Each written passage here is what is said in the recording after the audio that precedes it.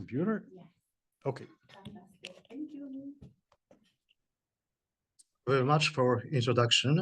And do you see my presentation? I think yes. Yep. Yes. Hello, everybody. Hello, everybody. My name is Piotr Czarek. I'm from University of Wrocław. A few days ago, I was ready to come to Reykjavik. However, health problem decided, and sorry for my voice and potential unclarities. I'm not a researcher of dust in the atmosphere, but I am interested in the geomorphological processes that release this dust. So I'm therefore looking for basic information on temporal and spatial rate of these processes. During this presentation, we would like to present the new methods to analyze the erosion rate in the Arctic using wood anatomy of tundra dwarf shrub. The structure of my presentation is quite simple. The first introduction, the last point is conclusions. It's typical. So, some introduction. And with erosion, olean forms and processes are not obvious in the Arctic, but wind action from the geomorphological point of view is evident. Everywhere in the Arctic, we can find such forms which is connected with the wind action, wind accumulation, and wind erosion. This is the example from the southern Greenland, from Narsarsuaq. And the next example of the wind action, the eroded forms.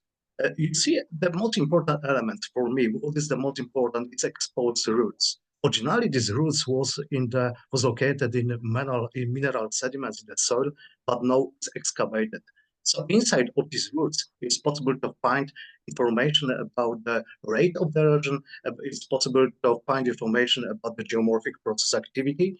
The next example is the southern part of Melakasletta Peninsula in northeastern Iceland. You see totally degraded soil due to different processes, mainly wind by human activity is also important. But everywhere you see the plants, what shrubs, and so we can indicate that we have hundreds, thousands of biomarkers, bioindicators, which measure erosion rates, which measure geomorphic processes during their life. The life of these dwarf shrubs is 60, 70, 80, 100 years. So we have at least 100 history of the erosion processes. The next very nice example, this photograph was took during the last year. In the foreground, you can see the deflation bowl and the deflation pavement, but what is the most important is in the background. The background, you see the clearly visible erosion age with the exposed roots. Originally, this roots was located in the soil, but now is excavated. So inside of these roots, maybe we'll find information about the age of this erosion age. The next example, let's look, and you see the deflation pavement and the remains of the plants. These plants are still living, so they are measured the erosion, they are measured the geomorphic. So what was our motivation? The rate of aeolian erosion has only been studied with instruments in the Arctic for a dozen or so years. The results, the nature, rate, and characteristics of the geomorphic process connected with the wind are poorly understood. We don't know what's happened 50, 60, 70 years ago. What is the rate of this process? So our main research question was, and the geological information contained in the anatomy of shrubs, roots, and branches be used to reconcile the history of aeolian erosion in the Arctic. This our study area are located in 3 places. The first is the central and southern part of the Svalbard. The next is the north and northeastern part of the Iceland, and the third research area is located in the southern Greenland. Today, I would like to tell you something about the first research results from the Iceland and from the Greenland. Some words about the dendrogeomorphology of dwarf shrubs. Dendrogeomorphology is a common method we used in trees in the temperate climatic zones. But in the Arctic, dendrogeomorphology I have to tell you, is a completely new methods. A few papers are concerned of the using of dwarf shrubs in the analysis of geomorphic process activity. I told you about my research, our research areas, and we use different species. In Greenland is Univerus communis, in Iceland Salix herbacea, Salix arctica, in Spitsbergen Salix polaris. Let's look on these micro slides, which are located in the lower part of the slides. And you see that these dwarf shrubs are very small. The growing width is sometimes 100 microns, sometimes less, but the growing boundaries are very clearly visible, countable, and measurable. So thanks to this wood anatomy, it is possible to reconstruct not only climate conditions, but the environmental changes too, like geomorphic processes, geomorphic activity.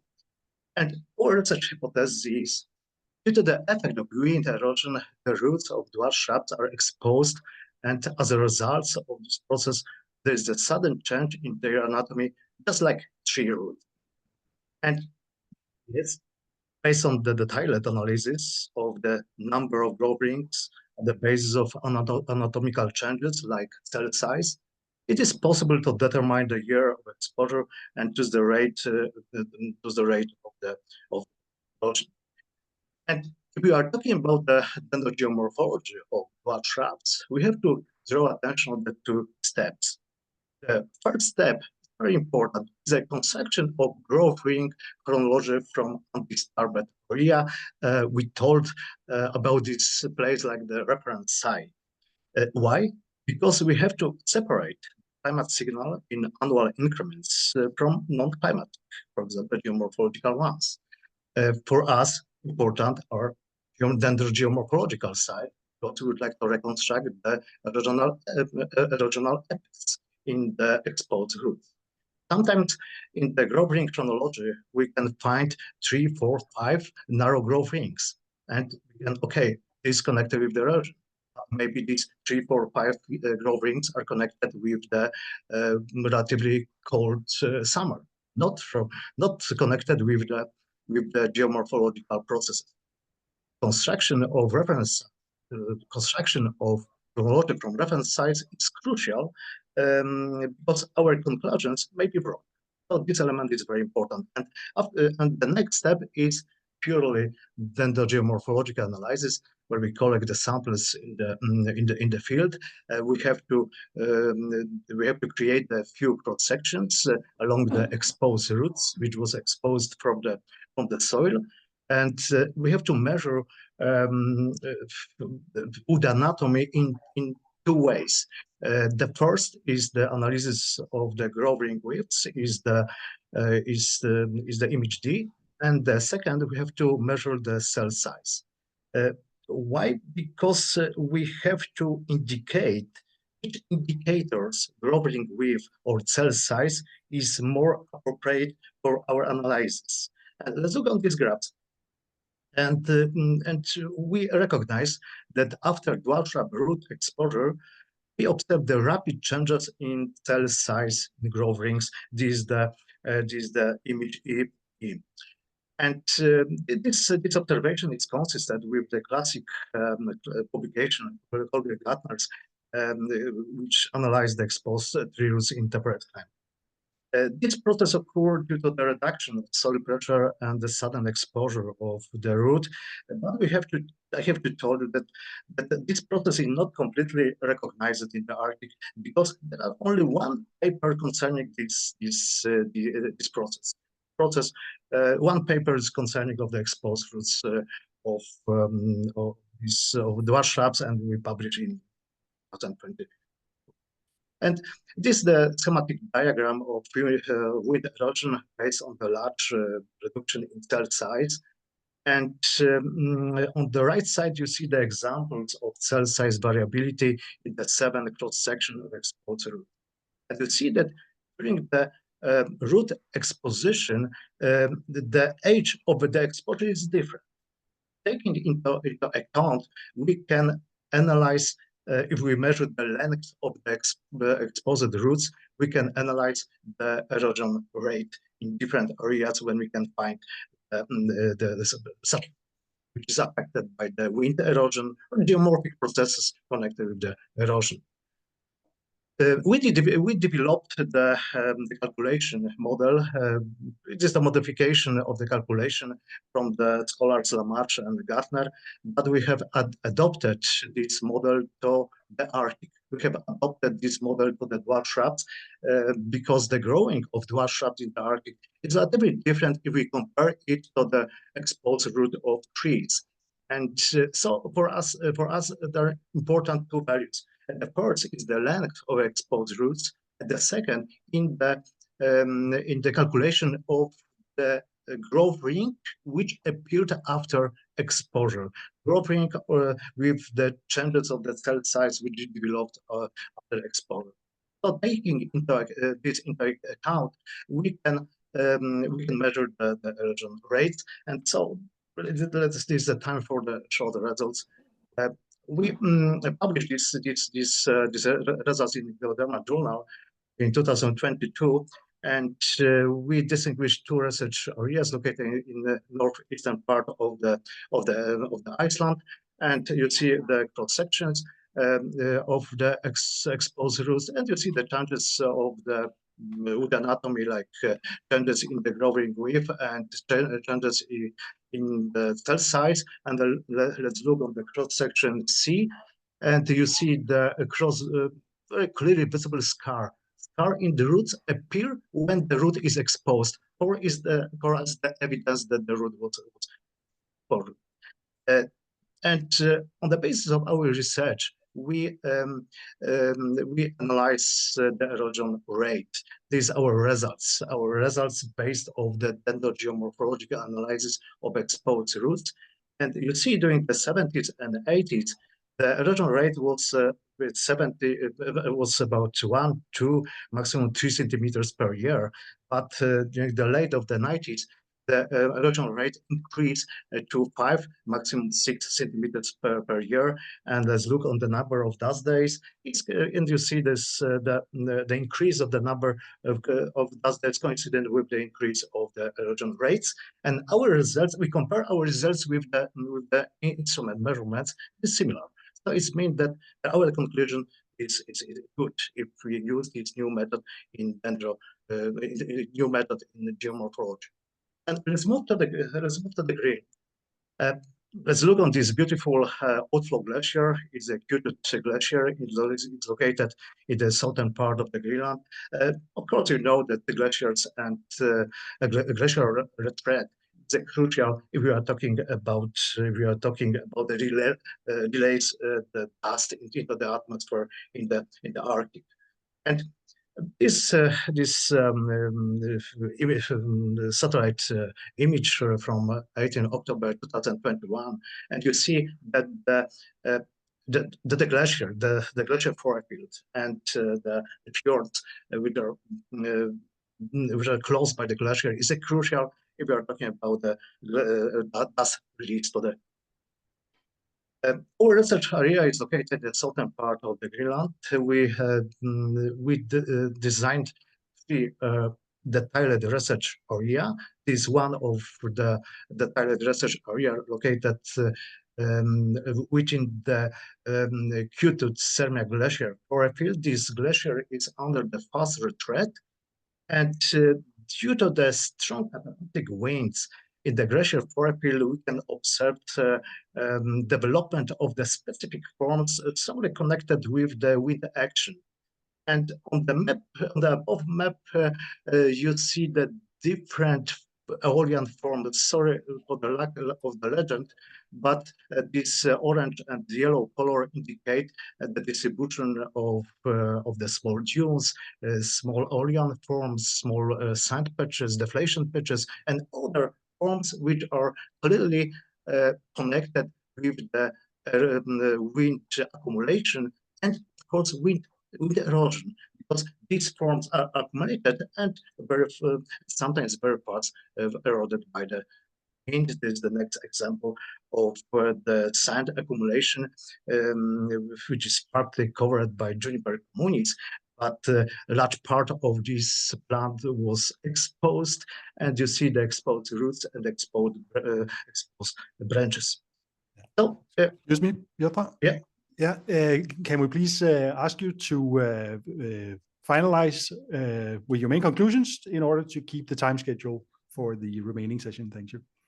Yeah, okay. This is a time session, but in my opinion, I had 20 minutes, and these are a few last slides, and this our we collected samples from the different parts of the exposed roots. And let's look at these anatomy changes in the exposed roots. This is the example, and you see that in 2002 took place the rapid changes in the cell size. So this is the year of exposure. The next example. And similar, like in Iceland, we create the graph, the changes in the erosion rate of the Aeolian forms. These Aeolian forms was destroyed by the wind, and so on the basis of the exposed roots, we can calculate the erosion rate. It was a very similar data, like in the Iceland during the 70s, the 80s was 2 centimeters, maximum 2-3 centimeters per year. And on the beginning of the 90s, we observed a rapid increase of the erosion, which some 10 centimeters per year. And short conclusions, our result confirmed that the methodological methods we employed for analysis of erosion, Aeolian erosion rates, even in forested areas. Dating root exposure allows for reconstruction of the past occurrence of the frequency, severity of erosion events, and annual resolution back as far as early 70s, but we have the new data I didn't show you, we can back to the 50s. So we have the 70 years of the history of the erosion, and we found that the rate of the erosion increased during the 90s, and it's related to the climate change, and increased the occurrence of the extreme events like hot and dry days and those elements. But of course, the work is progress. What we need, more data, more field observations, and comparison with instrumental data for method observation. So thank you very much for your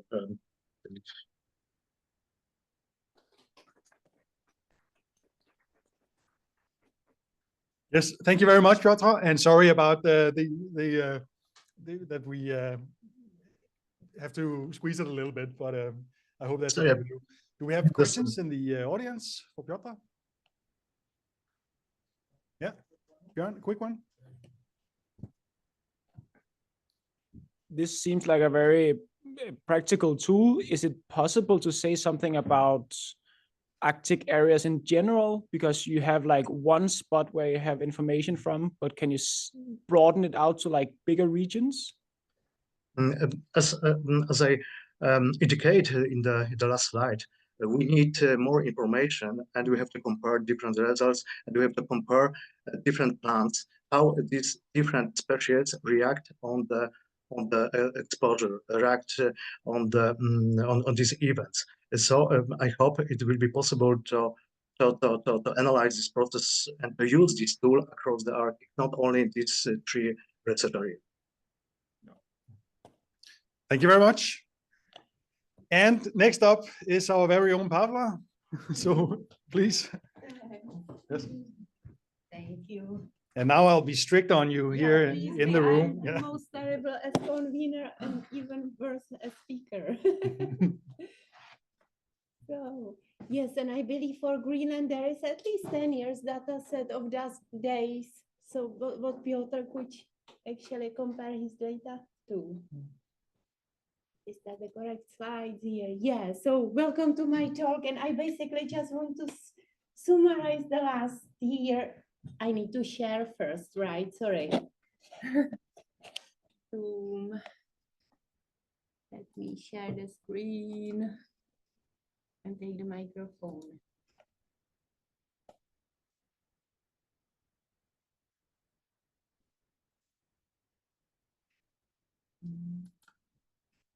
Yes. Yes. Thank you. Go disappear. Let's see. So good afternoon again. And yeah, in my talk, which I will really try to go quickly through, I just want to summarize the findings of many different networks and projects we have had in 2024 until now 2025. So first I would start on the update of the networks, then projects, and showing some results, which is already part of the third part, which is the challenges in measurements. And they are from Iceland, Antarctica, and Svalbard. So just to remind you about SDS, WMO SDS WAS, which is actually one of the 19 members of the UN coalition combating sand and dust storms, and we are very happy that Iceland is actually part of the European node. So considering the Iceland is the largest desert in Europe, it's quite important. Although I have to actually update this information with the Caspian Sea area, which is geographically also part of Europe, that we might be the second. Anyway, the high latitude dust networks which are active today is the Icelandic Aerosol and Dust Association, Arctic thematic network on high latitude dust. Then we have started this CAMS National Collaboration Program Iceland already 2 years ago, and it's focusing mainly dust, but the next phases will be focusing generally the whole air pollution in Iceland. And then also last year we have this project Nordast, funded by the Nordic Council of Ministers, which was the Nordic Working Group on Climate and Air. So just the summary about the Ice Dust Association. At the moment, there are 22 countries and 57 research institutions. We have more than 110 members, many papers published, and we organize these high latitude dust workshops as one of our activities. And sorry about that, but we finally have a new website. So I'm proud to officially introduce it here. It's on icedust.com. And as I already suggested, the other channels, so on the icedust.com, you should find now much more information about the research and tools and maps, which will be hopefully better and better with the time. We are improving in situ measurements and models. And then we have also this Facebook group Dust Storm in Iceland, which really grows, especially also because we have really extreme events I will show. And then the session at the EGU, I would emphasize this year, it's an atmosphere cryosphere interaction in mountain and high latitude environments. Arctic network on high latitude dust, especially when it comes to reporting. Now the related news actually ends with this workshop, but there will be basically at least 15 additional news from last year about the activities of the members. And if you are interested, you just contact us, and of course we can have more members. The Nordast project, it was, I have to move this one a little bit down, I don't see it. It was about basically cooperation between Nordic countries to look at the high latitude dust as a driver for climate change and air pollution in the Arctic. And so we got representatives from Iceland, Norway, Finland, Denmark, Sweden. And the main outcome is actually high latitude dust assessment, which is still in preparation, which will summarize or have the key focus areas on high latitude dust as an impact on air pollution, health, climate impacts, ecosystem and marine environment, socioeconomic risk, and potential dust protection measures. Then we also created, or OTE was leading the high latitude EU cost action proposal as part of it. And now the only thing which has been published, and congratulations to OTE, is the high latitude dust mini review for the AMAP, which is a short version of what we then hopefully will be able to provide in the assessment. Just please be patient. It will take 1 more or 2 more months. And you can find it on the IceDust website as well. So now to the project. So as I mentioned, with the CAMS Iceland project, we added 3 stations to the Icelandic air quality monitoring network, which only focus the urban and industrial areas. So the main desert areas, and especially those areas where the dust plumes are passing from were not measured at all. And with big challenges, we finally have first whole year long measurements, and these conditions were really, really dusty and harsh, 2 in the south and 1 in the northeast stations. And we can now actually show that the air quality in these so-called background environments is much worse, or at least similar to those what is measured to the worse than industrial and similar to the urban areas. This is one example of the data set from South Iceland, but that was before the November 2024, which was so crucial that the instrument got actually several times the maximum concentration, and it just couldn't operate in such dusty daily conditions.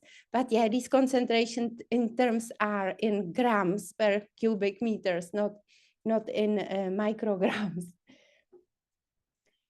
And based on this project, in cooperation with the Natural Science Institute of Iceland, there is this new air quality map for Iceland, which is based on not only the forecast models provided from CAMS, but also on real-time monitoring. And the stations are actually added from the previous Environmental Agency of Iceland, which is responsible for monitoring of the air quality in Iceland, and also this in-situ station, but you also have soil-based maps and background data, and especially, for example, road conditions, because Iceland provides a special warning for sand and dust, warning for drivers when the road is subjected to the dust storm. So it's part of it, and you can use also webcams. It's basically gonna be just improved. And tomorrow at 13:45, Elinor Arnarsson from the Environment and Energy Agency of Iceland will show you more.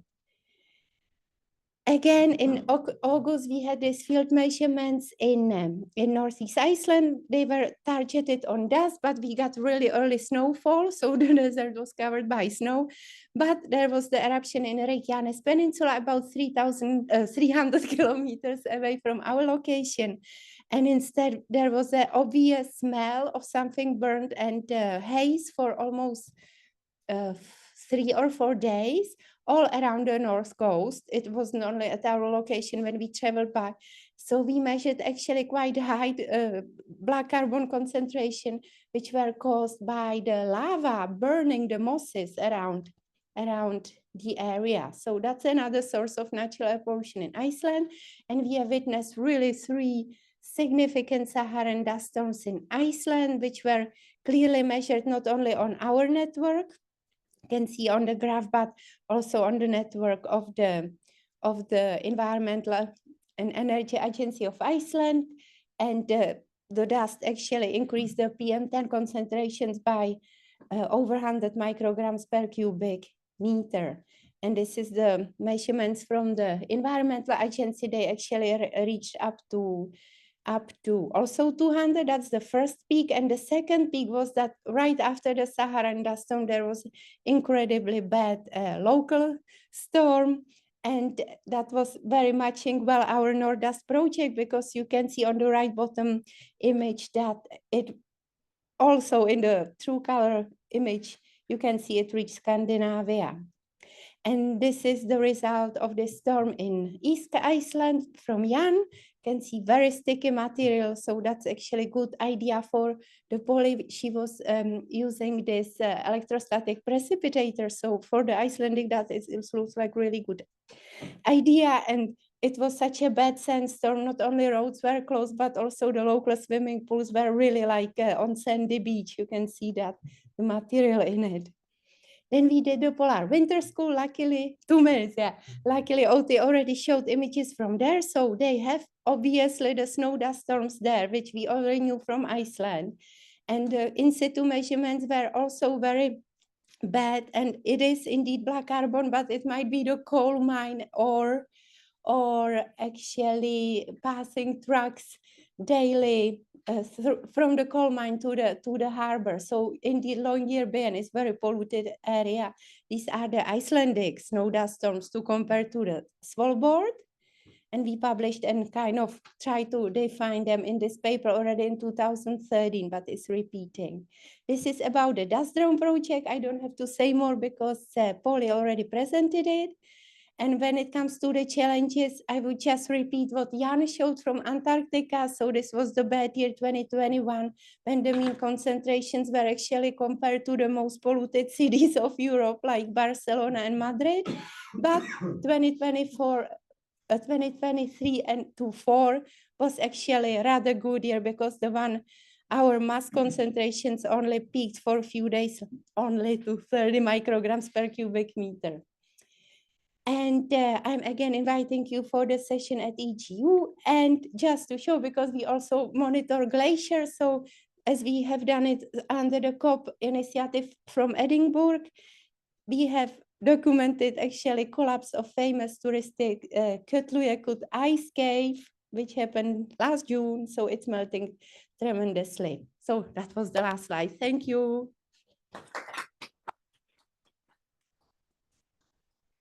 Did I manage on time? I Yes. cannot believe it. Thank you very much, Paula.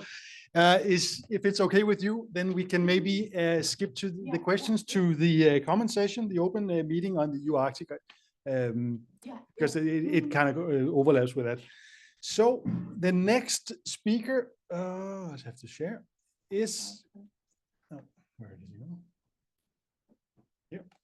Yeah, next speaker is Justine Mommer from the Netherlands, master student at University of Utrecht.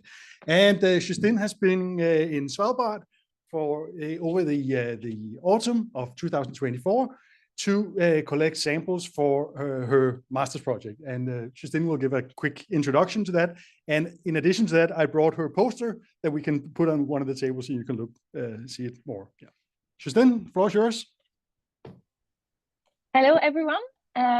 So yeah, as Christian said, I'm a master's student from the Netherlands, and I just spent the whole fall season, so from September to December, in Svalbard, to look into dust and loss dynamics there and what is the impact of anthropogenic activities.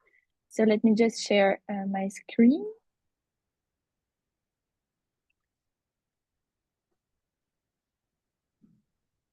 So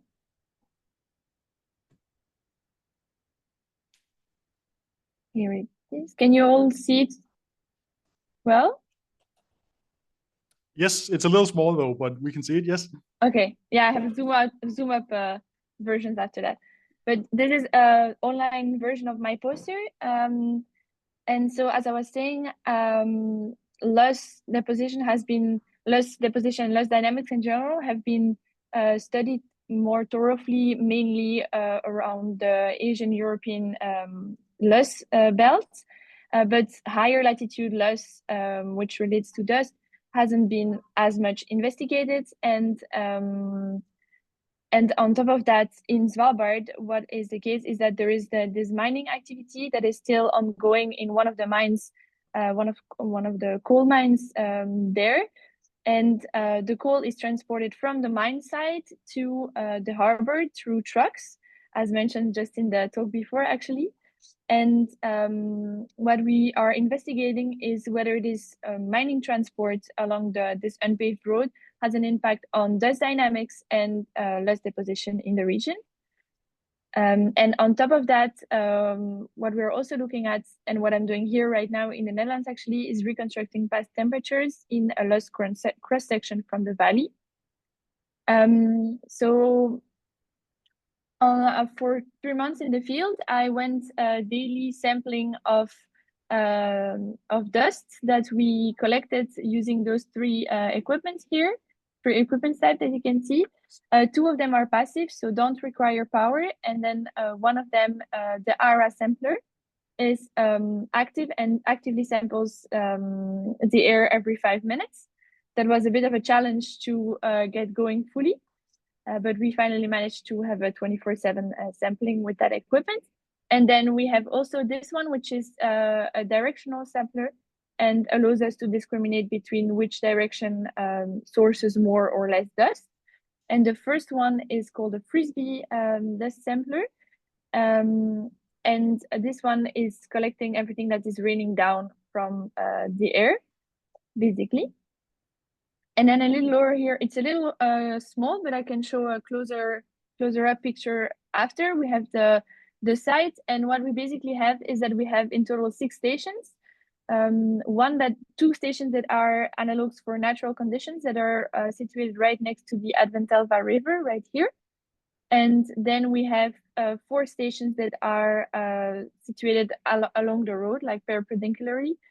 2 that are closer up and 2 that are further, and that are equipped both with Frisbee sampler and directional sampler. And for example, when I was there in the fall, I could actively see these dust storms coming out of the valley. As you can, I hope you can see on the picture here. Maybe, yeah. And here you can see a picture of the coal mining trucks going over the road. And here are some preliminary results and discussions. I'm still looking at my results, and I'm still producing results now in the lab. So it's very preliminary, but something that seemed to be coming out of this study is that the natural factors in the valleys are very much dominant. Since we can see here, for example, with this graph here, we can see that one direction, this is a graph representing a one directional sampler, and one of the direction, namely the blue one, which is pointing up valley, is clearly sourcing way more dust compared to the other 3 directions. And this up valley direction also corresponds to the dominating wind direction that you can see here on top. And then another indicator is here I plotted the different weight of the dust that we collected in the field. And the lighter colors are representing the filter samplers that are closer to the road, compared to the darker colors, which are representing the ones that are further away. And we don't really see a clear pattern because on one side of the road, we have the sampler that is closer to the road that is actually giving more dust compared to the one that's more away. So that is the light blue here. And then on the other side, we have an inverse pattern with the dust sampler that is further away from the road that is actually sourcing more dust. And on top of this, we have here, it seems that there are some conditions that favor higher dust accumulation and dust deposition, which with here, those 2 weeks of sampling that yielded higher weight, and that also seem to correspond to an increase in temperature and increase in wind speed. And then besides the daily sampling, what I did as well is that I did XRF data on the filters that we collected directly. And this is a preliminary result of different elements and their variation concentration in the different samplers. And we can see here, this is actually one from the coal mine itself. So just coal from the mine. And here is one that is closer to the road and one that is further away from the road. This is one of the natural sites. And there are some, the small variations that we can see here seem that the composition of the sample that is closer to the road resembles more the composition of the coal mine sample compared to the one that is in the natural sites, but it's in very small changes. So yeah, these are my preliminary results. I have a close-up slide here if you want to have a better look. And I'm happy to answer questions. I think we'll have to stop here. Thank you so much for the introduction to both your work and your poster. I'll spread out the poster here so you can look at it. Thanks a lot, Justine, and good luck. Thank you.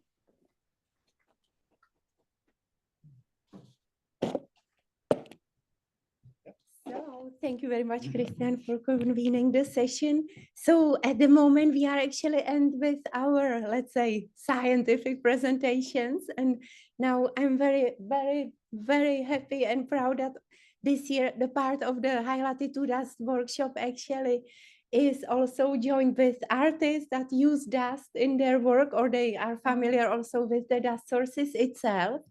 So I believe that without taking a break, we could invite them here. Maybe let's start with Emilia Teleze. And I will prepare her slides here. Not this one. This one. Yeah. There is an artwork all around in the front rooms and also in our room here. Hope it will open up. Yes. So let me share it on the Zoom link too. Shall I will